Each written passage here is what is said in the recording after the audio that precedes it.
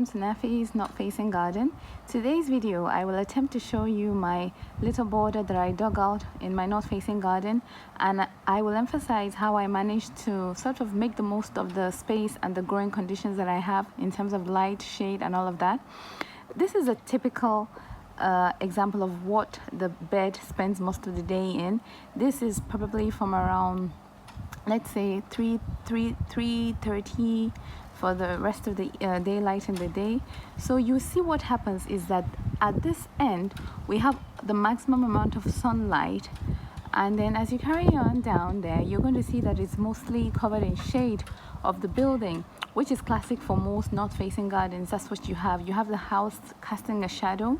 So what I have done is that I have maximized the growing potential of this end by using plants which are most sun loving at this end, and then I created sort of a gradient with the shade tolerant plants towards the shady corner. Right, so to begin with, on this side is my beautiful Clematis montana, which I actually put in the ground last year towards the end of the autumn. It was a clearance plant that I got, you wouldn't believe, for 20 pounds. I think the original price was around 84 pounds, and it was a large plant, about 25 liter pot. But then it didn't do much. It was quite woody. In fact, I wondered what would happen to it. But in this season, it's done very well. It's put in a lot of growth. And then I reached out to someone called Clematis. He's here on YouTube. I sent an email to him, and he was very kind to advise me on how to train my clematis along my fence. So that's what I've done as per his advice. I'll link his channel in the description if you want to have a look, but he was very kind and helpful in giving me advice of how to do that. And just beside it I have my clematis, another clematis which is called Samaritan Joe. This also has this is its first growing season in my bed, but it's been there from the autumn last year. It's doing very well. It's got loads of buds coming through, and it's flowering just now. I believe it'll be flowering right up until autumn. And I'm training it up a smallish obelisk, about 1.3 meters, and it's just beautiful there. Actually just started flowering about a week and a half ago. And next to it I have a climbing rose called Zephyrin Druin. Now I hope with time that the clematis and the Zephyrin Druin will sort of intermingle and do their thing together, because the Zephyrin is a climbing rose and then they can sort of have a coexisting relationship. But again, this my Zephyrin Druin rose, this is the first year it's spent here. It's established now. It's putting on growth, as you can see. And then that's a spent bloom. I probably should be deadheading, but I just like keeping my flowers. But I know that can sort of deter new flowers coming through. Right, the next thing I'm going to show you guys is that little fence there. I actually originally did that because there was so much ivy when we moved into the property, and my sons, they sort of wandered into that corner and then I didn't want them going there, so I barricaded it off. But eventually I've sort of managed to tuck a buddleia. I don't know if you can see it. There's a buddleia bush in the back there. I believe it's called purple sensation or something. I know buddleias can grow quite large and weedy like, so it's happy to do its thing back there. And anyway, it's good for the butterflies, as the name implies, so I've tucked it back there. Now the next thing I'll attempt to show is my trio of David Austin roses. First and foremost is that Princess Alexander of Kent rose, which was a bare root. I started it around March, so it was mostly twigs, but as the months have gone by it put on leaves, and now it's gone to buds, and I'm excited to see it reward me with blooms. And to the left of it is my Desdemona rose. It's actually flowering now, quite heavy blooms. Well, the rain also doesn't help, but it's a bit sunny this evening and some of the blooms have dried out. The blooms are spectacular to me. It's white, but it's got that tinge of pink there. And another one, close up what it looks like. As you can see, the foliage is very healthy, lush green leaf and lots more buds left to open up. I've actually been enjoying the scent. It's really nice. The rose that completes the David Austin trio is my Eustacia vi, which has these sort of beautiful blooms, lots of buds waiting to open. The foliage is very healthy, and yay, I'm very happy with my rose corner here. It's just with, oh gosh, isn't that pretty? Isn't that quite a sight? So this completes my rose, my David Austin trio. And now to the back of my Eustacia vi and to the offside of the Princess Alexandra of Kent rose, I have a limelight, a panicle type hydrangea, which again I got on bargain. I think at the end of the autumn, the clearance from Home Base, and it was just twigs because it's been cut down. But then I put it in the ground, and it's sort of spent a year establishing its root, and it's put on a lot of growth. And I'm just waiting for it. It's starting to flower. Some of it, I don't know if you can see, just there and somewhere else around there.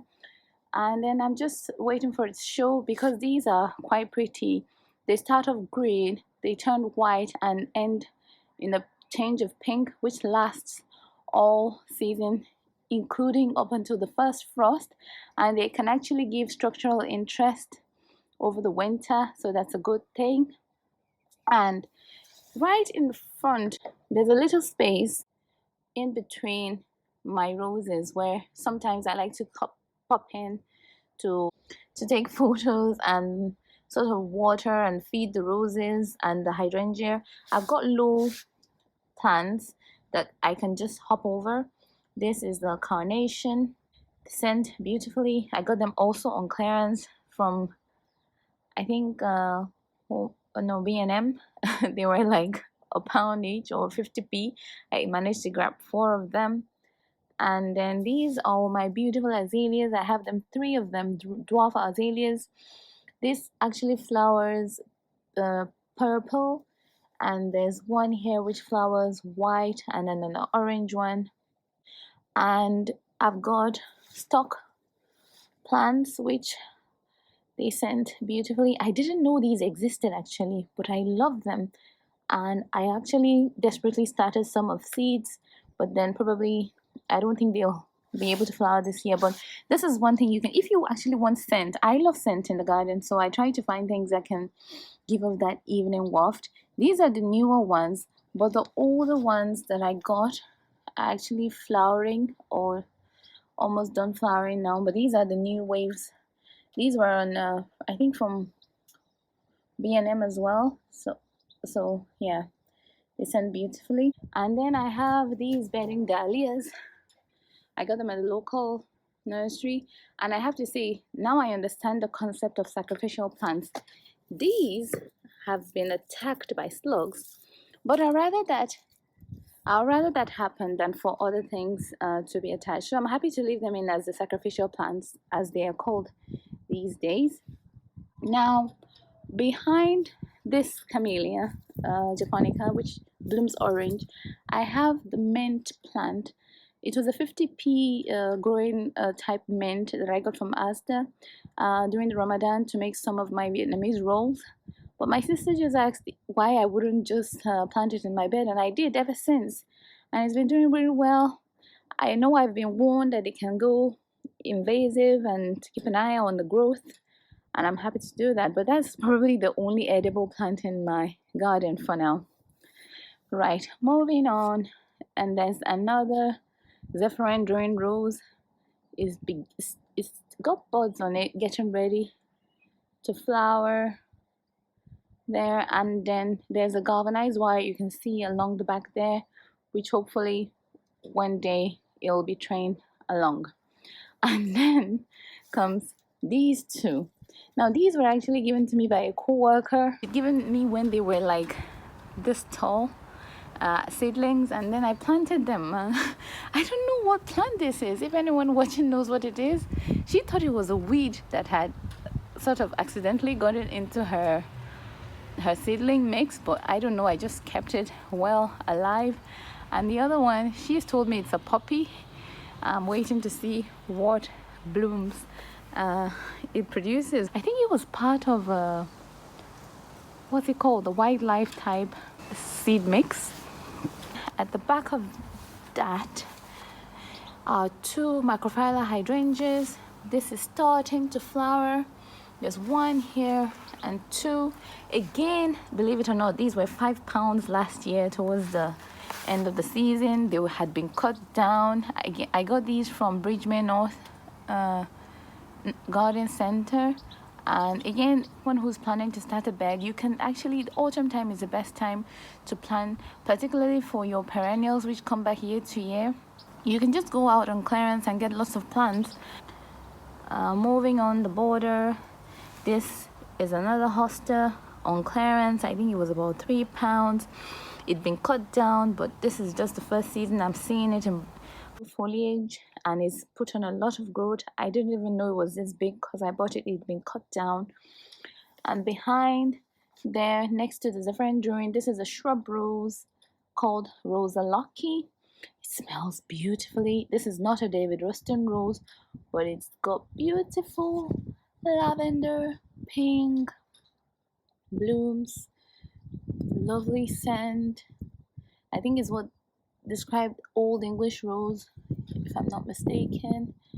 And that is doing beautifully. And then moving on to my bleeding heart, which has done well. It's flowered at this time, early spring. Started from Farmer Gracie bare roots. I think they were roots, yeah. And then it's done very well. And the back of it as well is another Camelia japonica. I think this one is not the japonica. This is a sasanqua. Correct me if I'm wrong, but these had massive blooms like rose. I think they were double flowered petals, and they were magnificent. In fact, it was so heavy that the poor plant struggled to hold it. I had to stake it up. But fun fact, this I also got on clearance at Bridgemere Garden Center. I think it was about £5 on offer. Next to it is my little tropical plants. These are my Tana lilies from Aldi. They were quite affordable to me. And behind that is my another bush. I think it's a piedra. I hope I'm saying it correctly. They usually have this sort of flame tips, and it flowers actually. It provides like a jewel type strands of pink flowers. Only one this year, but then it sort of dried out. I should take that off. And behind it, I've tucked in a pot of alliums that are just about to do their display behind it. That's another trick. You can actually put in potted plants in your border to just add dimension and height to things. And then, as you see now, this is the most sunny part of the border. So I've tried to fill it with plants that are mostly sun-loving. And then I gradually start with the shade-loving plants or shade-tolerant plants. So first thing I have there, starting off, is my Geranium Johnson, which started as a tiny plant and now it's just growing and taking over. I'm really loving it. It's spread, it's really, and then it's just keeps flowering and dropping its petals, but then it's still doing its thing. Moving on is my delphinium, which is about to start flowering. And in the backdrop, well, sort of a transition between the shade and the sunny parts, I have this tall Himalayan musk rose, which I understand is a vigorous climber, and it definitely is flowering as clusters. You can see the buds there. and then some of them are starting to appear there. It smells really nice and it's vigorous. In fact, it's put on so much growth I had to start training it. By the way, I trained it based on the video of a lady called Verde. I think her channel is called Verde. I'll link it down below. But she and her husband, they just had a tutorial on how to put up a galvanized with wire with tensioner. So I followed that idea. And then I have this tall Himalayan musk rose, which I understand is a vigorous climber, and it definitely got is flowering as clusters. You can see buds there, and then some of them are starting to appear there. It smells really nice and it's vigorous. In fact, it's put on so much growth I had to start training it. By the way, I trained it based on the video of a lady called Verde. I think her channel is called Verde. I'll link it down below. But she and her husband, they just had a tutorial on how to put up a galvanized with wire with tensioner.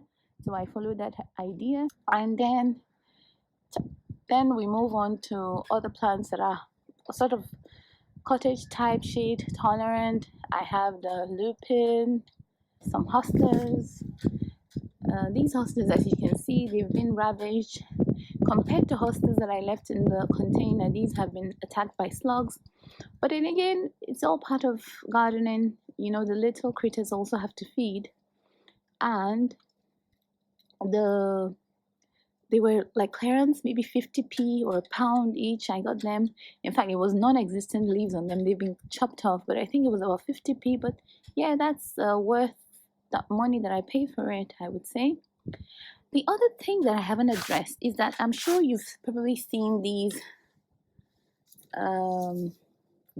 daffodil. My daffodils still haven't turned brown like people advise they would. So I'm not sure what to do with them. There are some turning brown, but then they're still green. I don't know. Can I just chop them off or leave them be? That's another panicle type hydrangea. I think it's another limelight, also a clearance plant from home base. It's been cut down, but they flower a new wood, just like the other one further down. And they've put on new growth on which they will flower this year. And then my beautiful Brunnera Jack Frost is done flowering now. Lovely silvery foliage, just beautiful there. There's two of it actually, and they've been in from last autumn. Same as this has been from last autumn, and they've done really well, flowered, and they're spreading. In fact, I'm considering maybe splitting them when the season changes and things go dormant. And again, another Geranium Roseanne. In fact, I think this is the Geranium Roseanne. The other one, I'm not sure if it's Andressi. I'm going to look it up. And then my beautiful foxglove. The foxglove and the lupin are usually a hive of bee activity, but things are a bit quiet now. And the last but not the least, I've got this fern. So you see what I've done here? I've sort of, there's one visitor now. I can see a bee. It snuck into one of, there. So the foxglove and the lupin, they're constantly being visited by bees and wasps. And yeah, so as I was saying, I've sort of created a little shade border at this end, and then the sun-loving plants at that end. So with this video, I conclude that if you enjoy gardening, you have limited space, you can make the most of what you have. I'm a beginner gardener. By no way, I don't have a massive a garden, but then you can make the most of the space that you have and see what works, what doesn't work. And the top tip I'll give is, if you intend to start a border, autumn time is the best time, especially for the perennial plants. You can get them on clearance, you can get them at a good price, and then they have time for the root to establish, and then you can have beautiful plants like this next season.